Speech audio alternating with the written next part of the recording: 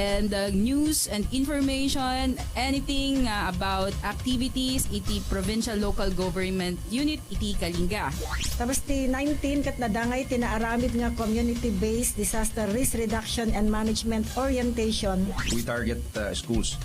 So the first and second quarter of the year. Sangguni sa ating gobernador. Kasama si Governor Ferdinand Baak Tuban.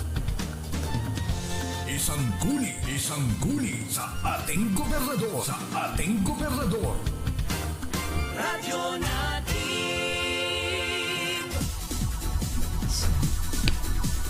Okay, so good afternoon manan kanya yung kakailyan tayo nga taga Kalinga. This is your Information Officer 3, Johnny Galay sa Legacy Mercado. Once again, bringing you updates.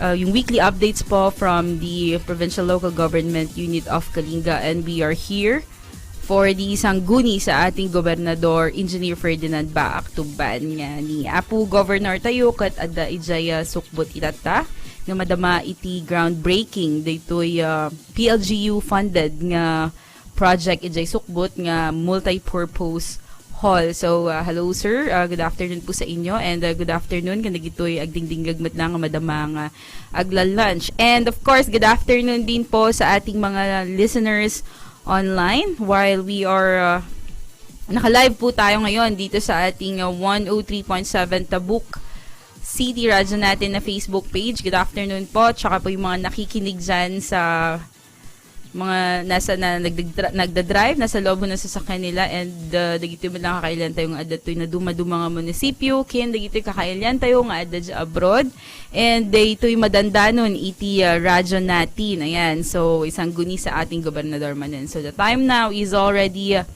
12:11 and the date today is July 21, 2020. So yung mga magbo-birthday po ngayon, happy birthday po from the Provincial Governor's Office. And yesterday was also the birthday of our former governor, si Sir Josel C. Baak. Happy birthday po sa inyo, sir. And tikadwa tayo itatanga aldaw ngay kat diay operations warning operations officer designate iti PDRRMO nga ni Sir Harvey G. Kalilong. So, Sir Harvey, baka pwede pong bumati ho kayo sa ating mga nakikinig bago po tayo mag-resume sa ating weekly reports. Yes, ma'am, Jonica, thank you. And in behalf of the Provincial Disaster Risk Reduction Management Office, ay kay Ma'am Jolanta Culiado Baak, good afternoon to everyone, lalong-lalo na sa mga nakikinig ngayon sa kanilang mga bahay and kasulukuyang nagla-lunch, no? And kablawan tayo apo the birthday tatang akas ko na ni Ma'am Jonica, and belated happy birthday to our former governor ni Sir Josel C. Baak. And again kadagiti amin niya ag kasangay tatangal daw. And again we are here with our Information Officer 3, Ma'am Jonica, to provide you the updates of the provincial government office. Okay, thank you very much, Sir Harvey. So, today, kat madama iti budget forum, ijay provincial capital, ijay enterprise building, wherein all of our department heads, dito'y 25 nga departments, iti PLGU Kalinga, kat adada ijay, nga madama iti budget forum da. And ti purpose na, dito'y budget forum nga dito'y katapno mai-align, dito'y proposed projects and programs of all the different offices ti goal iti province iti Kalinga, and this is to make sure nga amin nga dagitoy proposed projects kat it will be results based perspective planning in achieving dagitoy goal ti province kin kasapulan nga policy based budgeting. So madamada itatta ijay pay lang. So good afternoon kanyada. Ayun, and then we will provide you updates no kamusta di budget forum da after di ay madamang mararamid nga meeting itatta.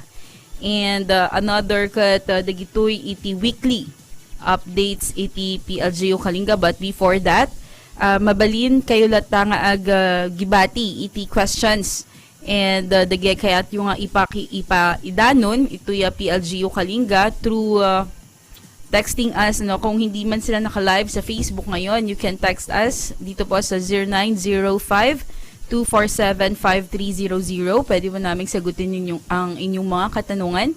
And kung yung mga nakikinig naman po sa abroad, we are now live. Pwede nyo pong i-drop na lang po sa comment section ng isang guni sa ating gobernador yung inyong mga questions. Ayan po. So, yun. Sir Lordsbok, may kailangan lang na technical assistance dito. Ayan. Okay, so thank you very much again. So, ito na po, ito yung reports nga na palpalabas. O ito na yung mga kailangan nating i-inform sa ating mga listeners. Nga idi last week kat adda iti two rebels or duwang rebelde nga nag-surrender ito yung province of Kalinga.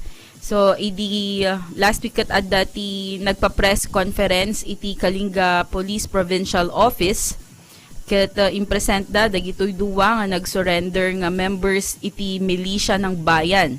Ijay ito'y Camp Captain Juan M. Duyan.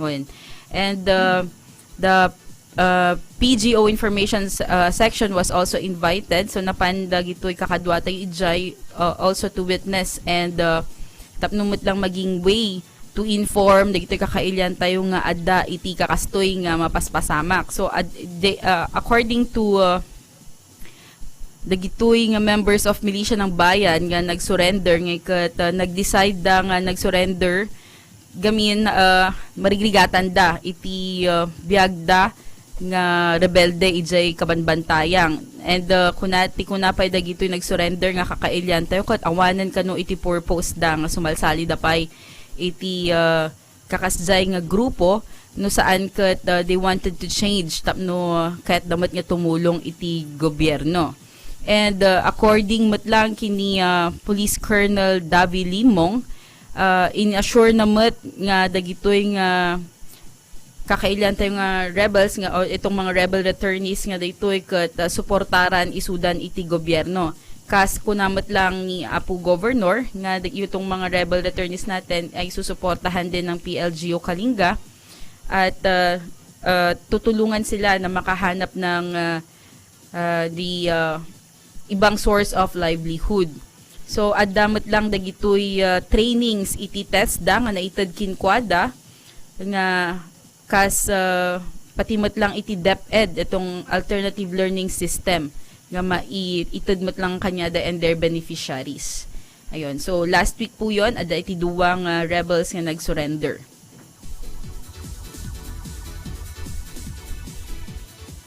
Another update ngay kat the OCD CAR or the Office of the Civil Defense CAR Regional Director Como Albert A. Mogul commends the province of Kalinga and the Provincial Governor Engineer Ferdinand Baak Tuban for proactively coordinating and addressing the tropical depression Karina in the midst of COVID-19 crisis, as well as the successful launching of the National Resilience Month during the Joint Coordinating Council video teleconference participated by the PGO Information Section and the PDRRMO.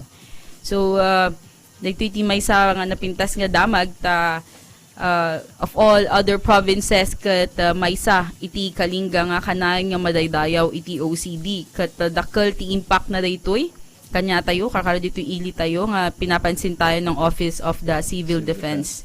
Yes, Sir Harvey. And Sir Harvey is here to give us further information di jay imbaga ni Apo Regional Director nga ni Como Albert A. Mogul panggap iti province of Kalinga. Yes, Ma'am Jonica, during the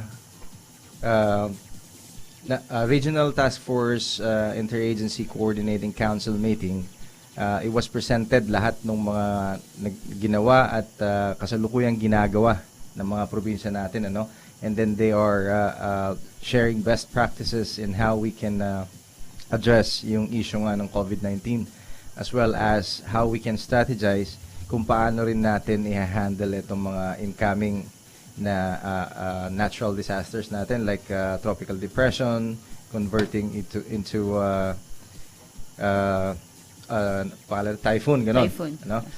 Considering the fact that Cordillera as a landlocked area is prone to flash floods and rain-induced landslides. So, nag-present tayo doon. We shared to the region the best practices that we had and is currently doing, and how we strategized our plans in combating COVID-19, as well as simultaneously preparing for eto nga mga tropical depression like yung Karina na yon.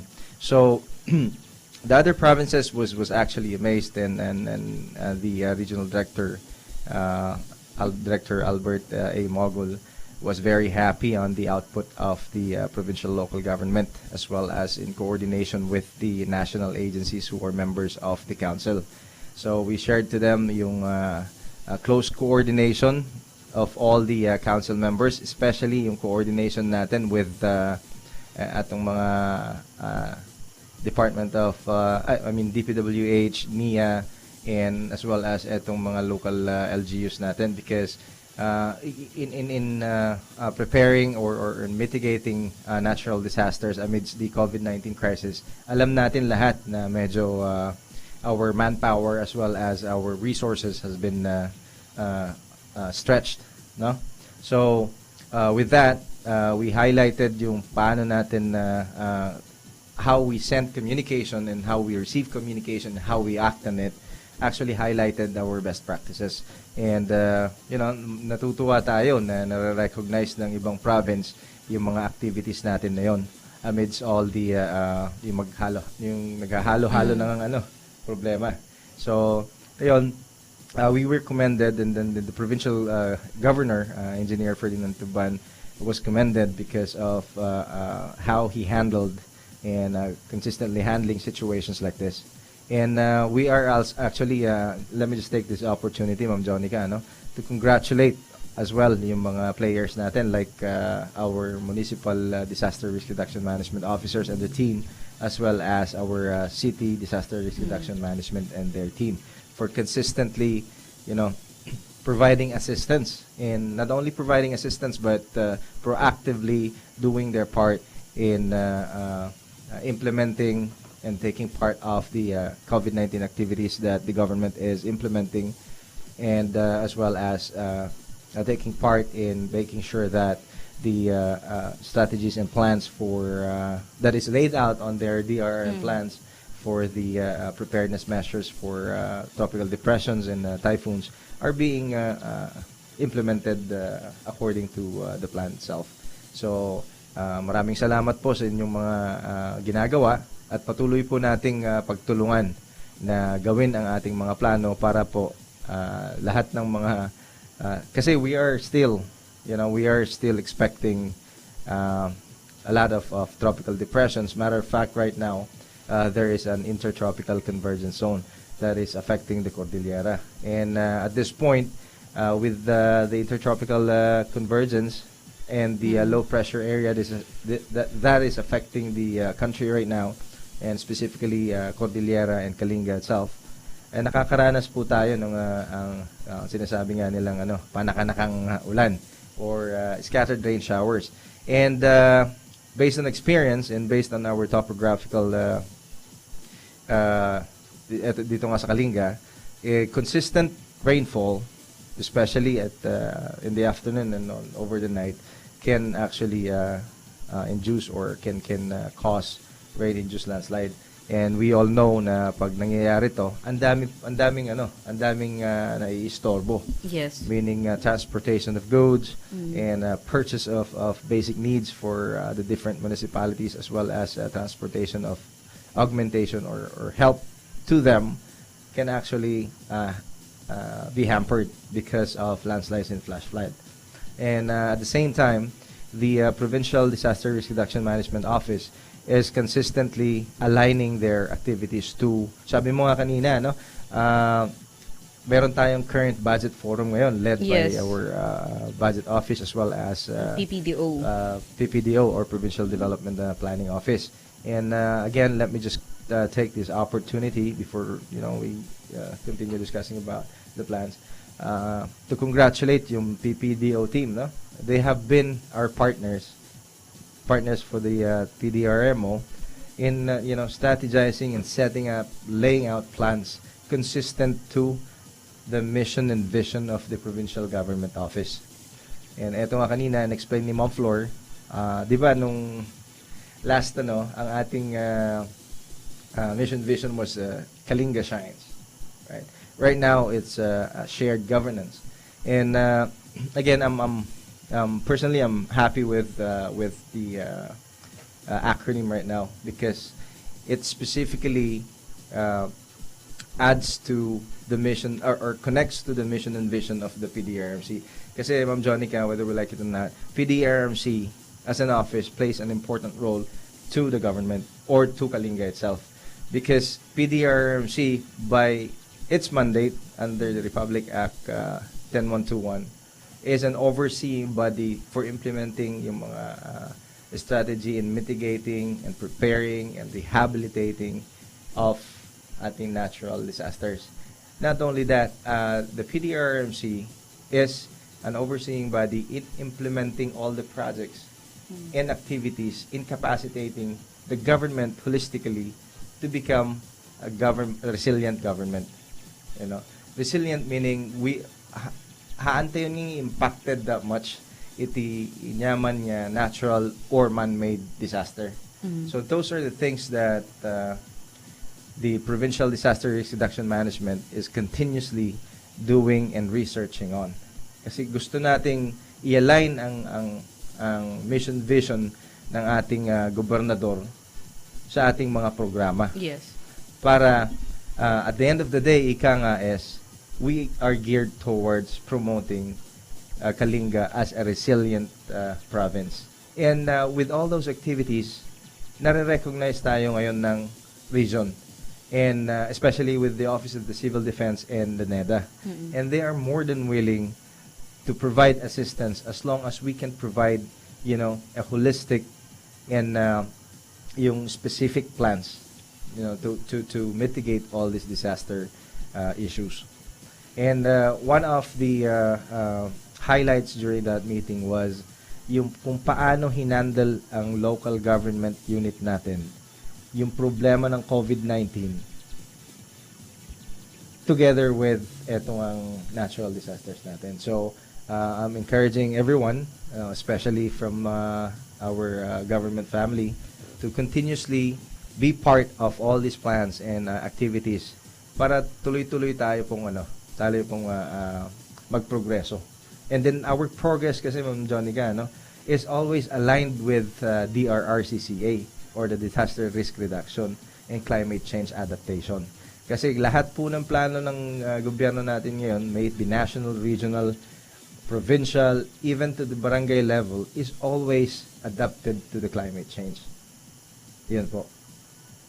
Yes, thank you very much, Sir Harvey. At least, na-clarify po tayo kung bakit po tayo laging kinupuriho ng ating Office of the Civil Defense. And if they are listening right now, hello sa ating mga kasama po dyan and kay Ma'am Chris din po. Ayan. And so another PLG report that had happened last week naman po ay dito'y City and Provincial Joint Meat Inspection Team na nakaalada iti smuggled porks. So congratulations sa ating PVET and City Vet, yung mga members po ng City and Provincial Joint Meat Inspection Team, ta idi last week ngayon naka-confiscate da iti 42 kilograms of pork being smuggled to the Bulanao public market. Dagitoy nga na-confiscate nga meat products ngayon kinolektada and naipanday jay Provincial Veterinary Office tapos indisposed damot lang dagos. Tikuna ni Dr. Godofredo Laed of the Provincial Veterinary Office nga daytoy dealer na daytoy natiliw nga smuggled pork nga ket nagapu ijay agbanawag. Haan nga nagna iti animal quarantine checkpoint ijay Talaka. At least ket with the help of the City Meat Inspection Team kinday to'y matlang Bulanaw Public Market kat natikwatan da nga dagus. Dagitoy confiscated pork products ngay kat they are unfit for human consumption. Right. Tati maibagada nga unfit for human consumption no saan kat haan nga mabalin nga makan tanu dagitoy dealers o itong mga pork dealers kat awan ti iganda nga certificate iti meat inspection from the National Meat Inspection Service or NMIS kin nag-violate da iti Consumer Act ito'y Tabuk City Meat Inspection Service. Kunamot lang ni Dr. Laed nga dagitoy owners iti animals na dagitoy dealers mat lang iti pork kuno baboy ket kasapulan nga magna ito'y ayan ti slaughterhouse inspection dito'y appas tapno ma-inspect nga dagos kin may kan iti logo or yung may kan ti stamp dagitoy karne nga mapanda i-deliver.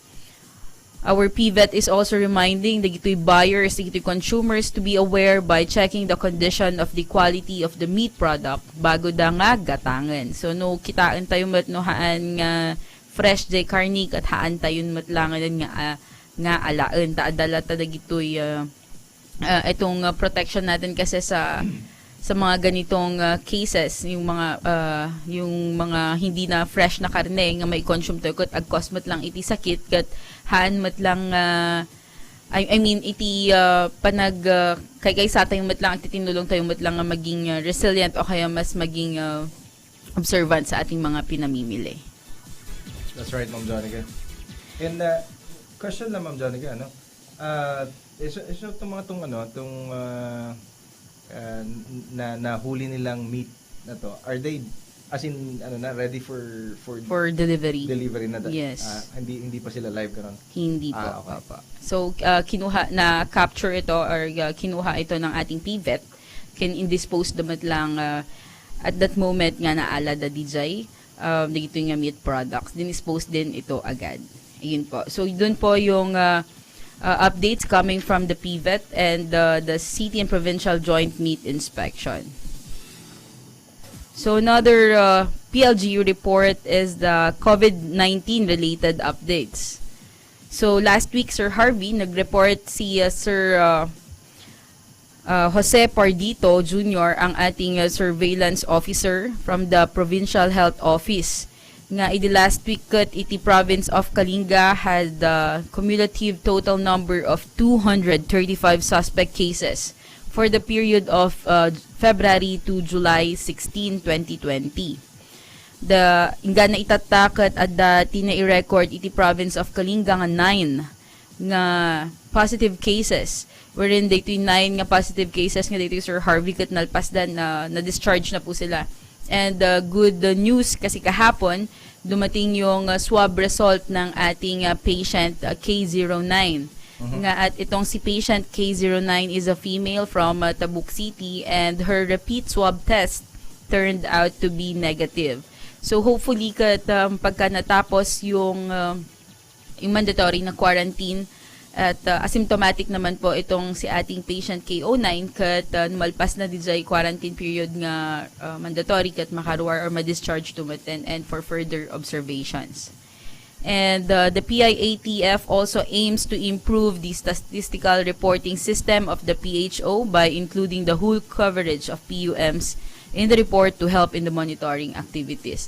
So kung mapapansin ho natin Sir Harvey, yung mga report po na sinasubmit natin even sa national and regional, kasama po yung mga persons under monitoring. Right. Even though there is already a new classification ng COVID-19 cases. So ang province of Kalinga, sinasali pa rin po yung persons under monitoring sa ating mga reports.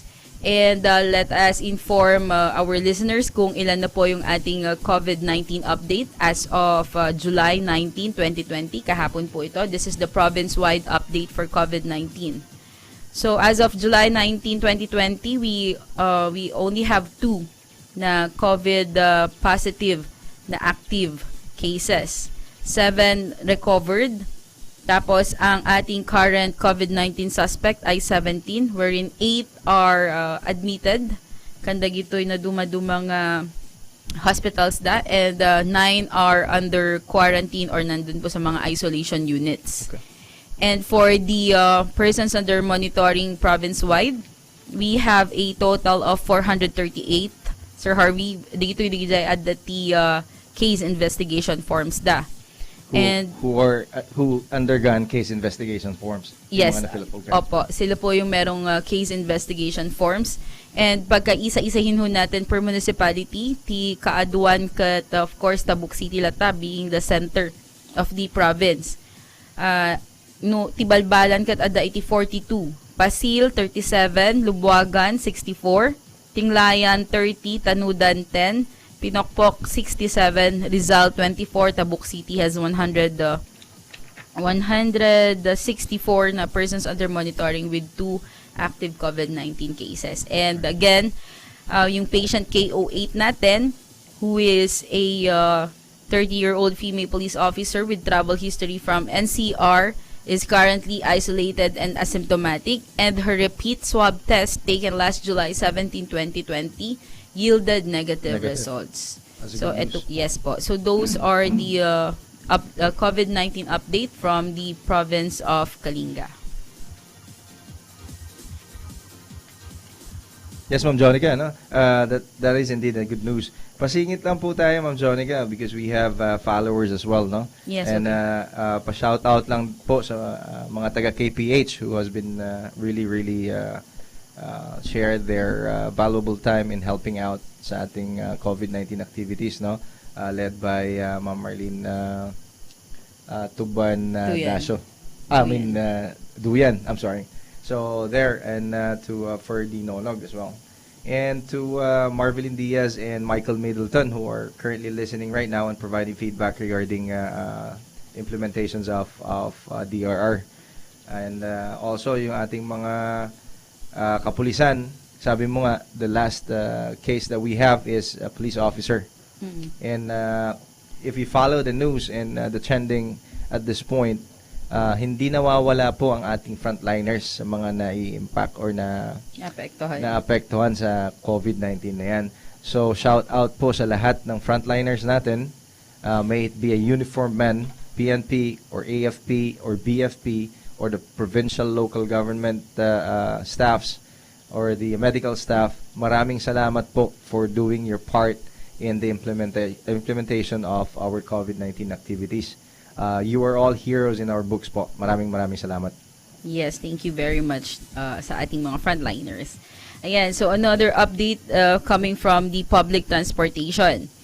This is to inform everybody, kakaro dagitoy agbabiyahe or dagitoy agdamdamag ti biyahe going to Baguio and to Gegaraw, that during the PIATF last week, our Land Transportation Office Provincial Director Jeneline Angog informed that the mass transportations, specifically dagitoy biyahe going to Baguio City and to Gegaraw City, are not yet allowed to operate, as dagitoy LGUs nga na i-mention earlier could refuse to open their areas yet. Mm-hmm. So she also clarified that they are continuously coordinating with the different LGUs regarding mass transportations. So, ito may tanong ho kasi sa atin kanina, sir, kung meron na po daw bang biyahe going to Baguio and going to Tuguegarao City, awan pa'y apo, dagitoy public utility vehicles or itong mga mass transportations. Siguro pwede kapag ka-private or personal nga lugan, as long as maki-coordinate ijay area nga mapananda and kumpletuhan da dagitoy requirements nga bitbitan da coming from ito Kalinga going to the places that they wanted to go. So, di ay po, sana po ay na-clarify na po tayo doon. And, ayun po, and another report regarding the public transportation, according to Police Captain Alvin Alinaw of the KPPO, yes, assured naman iti partnership daw with the LTO for the intensified implementation of both the minimum health standards and the traffic violations on public transportations in the province. And I believe, Sir Harvey, you have the report on the bike, yung angkas. Meron, yes, apo, Sir Harvey, para kayo na po ang mag-report nun. doon sa angkas. Ay, there is there's a notice or there's a memorandum order coming from the DILG regarding sa pag-angkas. So, good news. Good news kan dagiti kakailan tayo nga aga dati motor na. Nga isuti usarin da for the daily nga public transportation kan dagiti mapananda. The DILG is already allowing or dagitoy panag-usar iti motor. Motor, yeah. As long as I think the DILG in coordination with the PNP are actually allowing back riding, no, and motorcycle on single motorcycle, provided that they meet the again the minimum health standard and the requirements for from the DILG and the PNP. I think one of the requirements, Ma'am Jonica, is as long as the passenger is living. I mean, the driver and the passenger are. Yes, it's here, Sir Harvey. Ito po yung mga requirements coming from the advisory last July 15, 2020 to inform dagitoy matlang motorista tayo. They're allowed dagitoy nga back riding yung back riding is allowed for couples living in the same household. Kailangan lang po ng valid IDs shall be presented as proof that the persons are living together or are married to one another or have any relation to one another. Ang nakalagay naman po dito ay common law marriage, boyfriend and girlfriend, etc. as long as there is a relation to one another. Baka yun po ang ika-clarify natin dito sa relation to one another kung pwedeng siblings o kaya mag-ina or mag-ama. And a safety barrier shield whose design is approved by the IATF must be placed between the driver and the passenger. The said persons riding on motorcycle shall observe the minimum public health standards set forth by the Department of Health, such as wearing of face mask and other relevant PPEs. Ayan. And then, itong mga riders din natin should also observe all road safety measures during their ride. Kagaya po ng pagsusuot ng headwear or crash helmets. So, yun po yung ating latest na advisory coming from the DILG on back riding on motorcycles.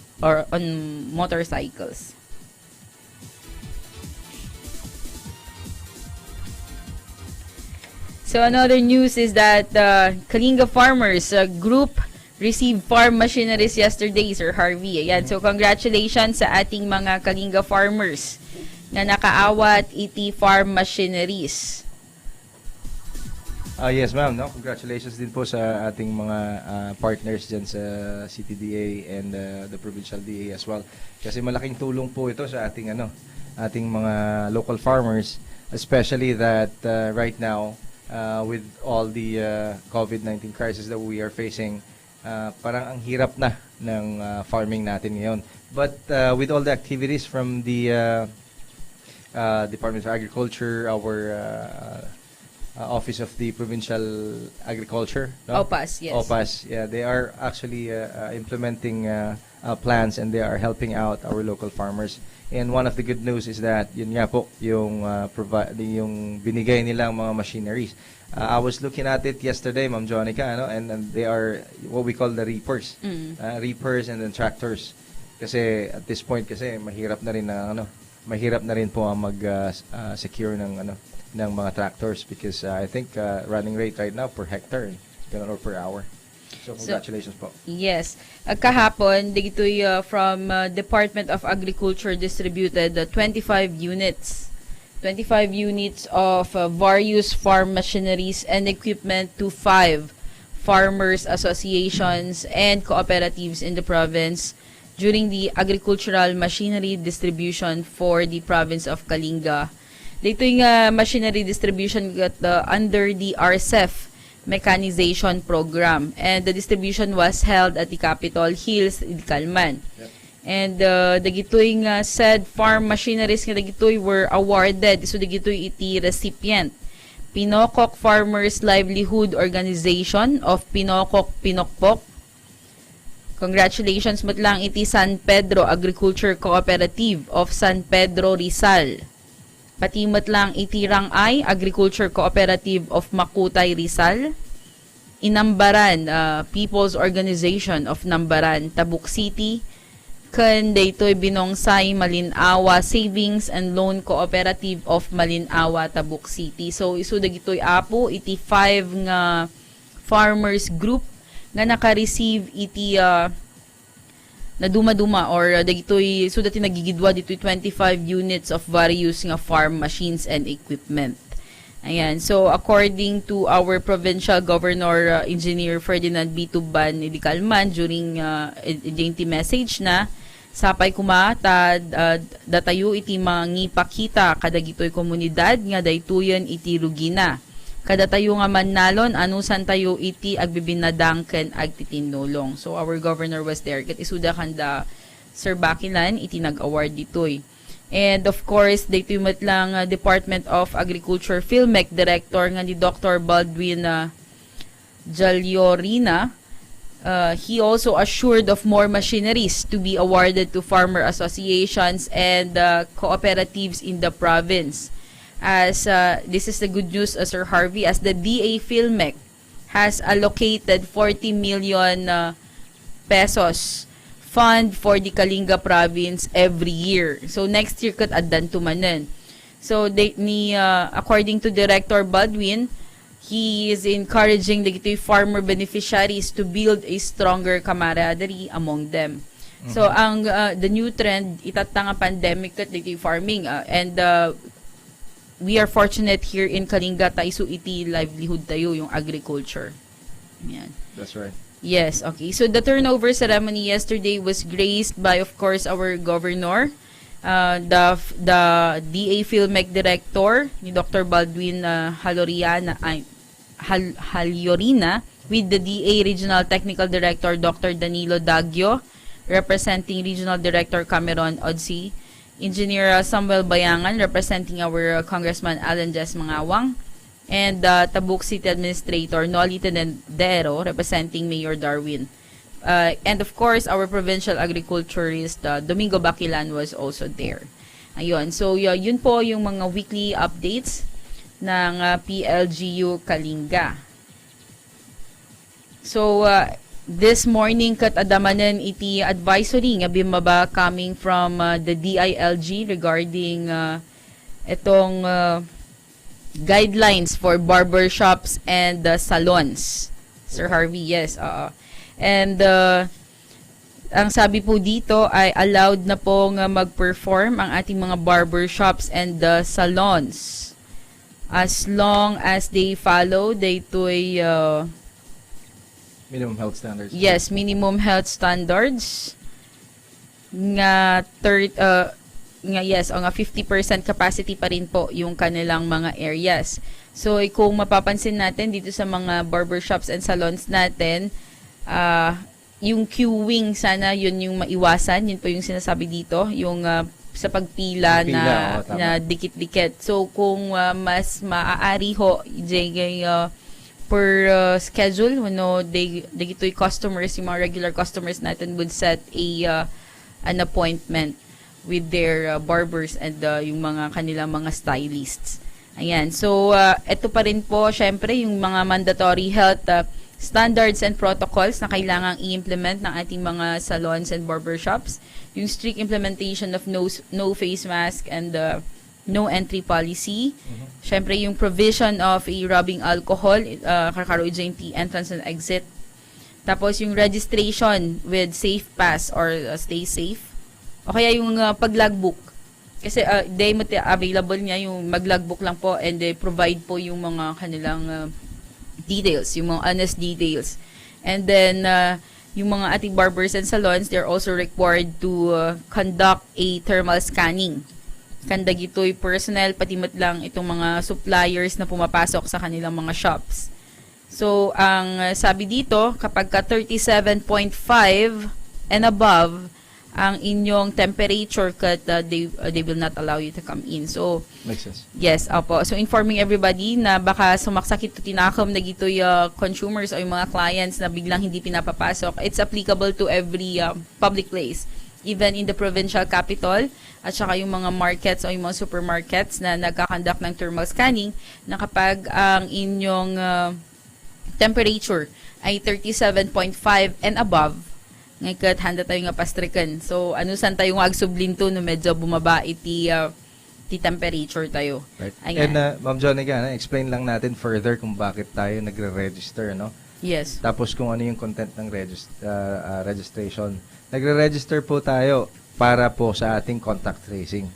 Just in case na, hopefully not, no? Just in case na we acquire yung mga symptoms ng COVID-19 and ma-isolate tayo or ma-quarantine tayo, it's easier for our health workers or our frontliners to trace up or i-contact trace nila kung saan tayo nanggaling so we can contain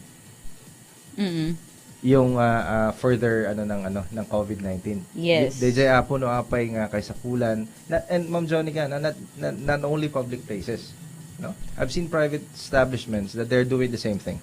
So para po sa lahat 'yon. Yun, oo. Anusan tayo lang niya, dagito yung establishment kat na i-allow damitin nga aglukat. And ito pa, yung mga customers and workers exhibiting symptoms such as cough and colds or difficulty in breathing are politely declined. Ayan. And pati rin po yung mga chairs are allowed to be occupied as long as yung distansya is 1 meter apart. Proper ventilation and the exhaust the system is also required sa ating mga barbers and salons. Pati yung mga restroom, it should be properly sanitized and free of accumulation of trash. Sterilization of equipment or tools, itong mga gunting natin, yung mga suklay, kailangan pong ma-sterilize before and after each service. And no pandag papukis, no pandag agpa-parlor, yung I'm so sorry but the companions are not allowed to enter unless absolutely necessary. Ayan, so ito po yung mga guidelines na ibinaba po ng DILG regarding sa operating capacity po ng ating mga barbers and salons. And informing din po, dito kakailan tayong haan nga map-update di Facebook o itong mga listeners natin nga manipod idi July 16, 2020 kat iti province of Kalinga kat Maysa kandigijay provinces nga identified as low risk. Yeah, low risk. Yes po, low risk areas for COVID-19. Ayan, so yun po yung mga updates natin, yung mga PLGU weekly updates tayo. So at dapay 89 minutes tayo. The time now is already 12:51 in the afternoon. No adda dagitoy questions nga kayat da nga idamag yu itatan tapno song batan tayo. Or kung meron tayong mga tanong na or mga information na gusto pong ipaalam, ibati lata dito in the comment section. Wano i-text lata dito yung numbers is 0905-247-5300. Ayan. So, meron pa po ba tayong mga ibang update, Sir Harvey, coming from the PDRRMC or the NDRRM? Yes, Ma'am Jonica. Let me just take this opportunity again para sariwain po natin. To the public information, it was on July 1990 when the big earthquake happened in Baguio City. Yes. And we all know how much impact it cost Baguio City and the neighboring provinces, and the impact to our economy. Ngayon, ang tanong po, ano po ang natutunan natin yun? With all the government activities and regulations and policies that has been implemented, even the creation of the DRRM, and what have we learned, from this? So, in our part, in the PDRRMC, and also the OCD and the National Disaster Risk Reduction Management Council, we have been doing the NSED or National Simultaneous Earthquake Drill. We have been implementing protocols and trainings to ensure that we are capacitated in terms of the earthquake.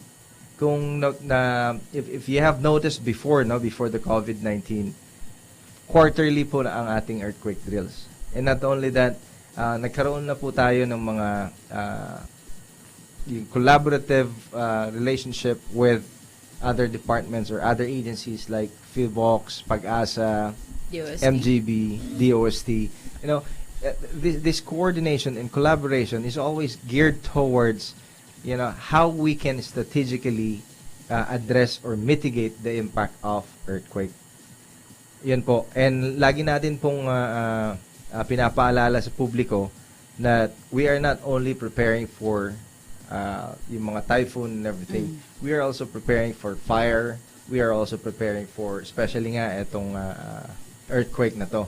Because the national government, all the way to the provincial government and the municipal government, has been preparing for the, what we call the big one. Yeah?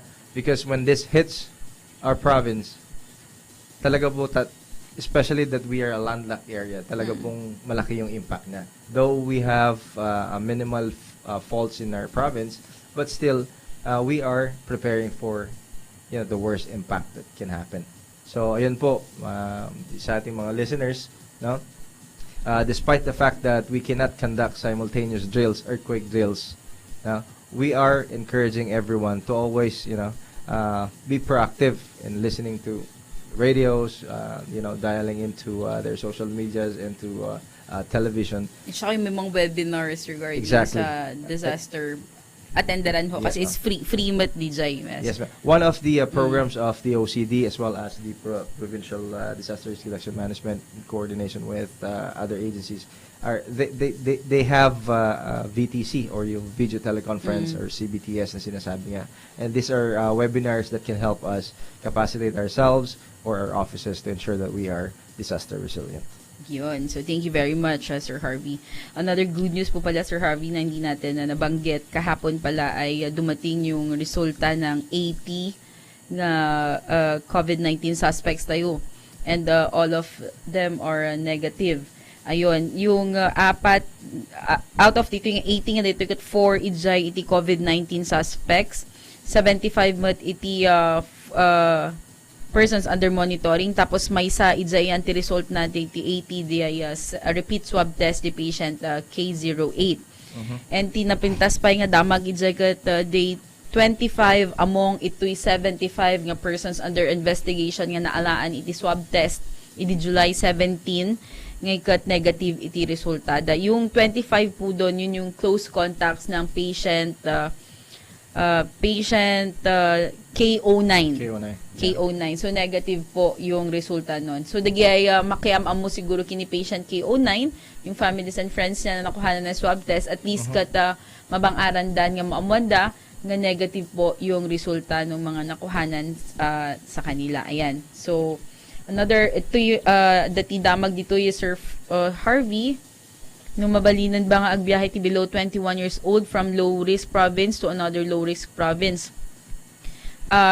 Mabalin mat dito sir as long as ikabilyo laang DJ purpose na. Yung di mapanan yung probinsya, kin inya bati reason no apay nga agbiyahe dito below 21 years old kasi inaalaw naman po under the MGCQ or dun sa IATF guidelines na pwede naman pong lumabas itong mga below 21 years old as long as it's essential or it is necessary yung kanilang pupuntahan. So, kuha lang po kayo ng travel pass o kaya travel authority. Depende kung anong, may mga areas ho kasi sir na nire-require, iba't iba yung requirements nila. Like in other provinces, they are requiring travel authorities. But here in the province of Kalinga, we do not, the PNP does not issue travel authorities unless you are an LSI or ROF, returning OFW, so yung travel pass. For the information of everybody, the Provincial Legal Office is already issuing travel passes. This is in support to the CLGU, yung City Legal Office, para hindi po nagka-clog ang tao doon. Nag-i-issue rin po ang ating PLO ng travel pass. So, upon kayo lang i-jay, Sir Ferdy, and then itugod nyo lang the ID ubing nyo. Tapos, kapag reasonable naman po yung dahilan kung bakit ho kailang bumiyahe itong ubing yung below 21 years old kat i-allow naman po. And kumuha lang po ng medical certificate o kaya yung health declaration form. So, sana po nasagot namin yung tanong niya, Sir Ferdy. Good afternoon. Ayan. So, kung may mga tanong pa po, meron pa pala yung 2 minutes.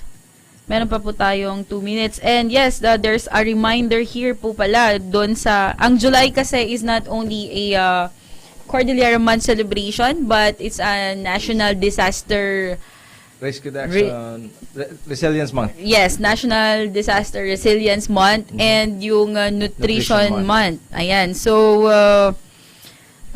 may reminder dito coming from our Provincial Health Office, yung mga online na pa-contest na ginawa po nila. Ayan, salihan nyo na po. And itong, the team will be Batang Pinoy, Sana Tol, Iwas Stunting, Sama All, Iwas All din sa COVID-19. Ayan, so, adada ito yung activity yung online photo, mommy na pregnant contest. So, magsabit na po kayo. Kindly just check our Province of Kalinga Facebook page for the mechanics and guidelines. So, yung deadline asidagan gaminin. So, paki-check lang anin ijayan page for the mechanics and guidelines. Ayan. So, dapat ba? Ayan. Ask ko man no kaano day simpa to street lights agpakapitol from Sir Balawas. Sige sir, tatanungin ho natin yan sa concerned na agency. Tahan ko pa yung napansin. Yung inyong nga part nga street lights ijaya sir. Mabalin nyo latang i-drop sir J question nyo tap no ma-actionan tayo nga dagos.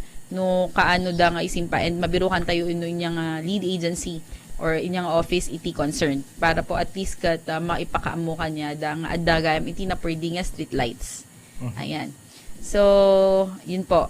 Sir Collins Balawas. And kung may mga tanong pa po, pwede na pong iwanan. At no, damatihan pa yung masungbatan, kat i-forward din naman po sa atin ng ating media partner na radyo natin nationwide, 103.7 Tabuk. At sasagutin po natin ito. No, basta no, may masungbatan nito masungbatan, we will find a way to give you your answers. So, the time is already 1 minute after 1 p.m. Thank you very much again. Kanda gito'y nagdingag, kakailan tayo. And, yon sa ating mga kasama sa Provincial Capital. Thank you very much din sa mga listeners.